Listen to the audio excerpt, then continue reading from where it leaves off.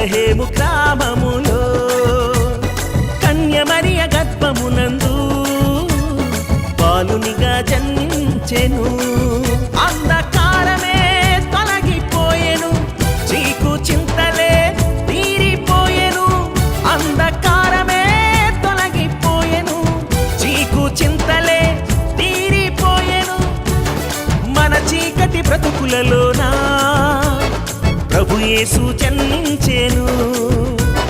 మన చీకటి బ్రతుకులలోనా ప్రభు యేసు జన్మించెను.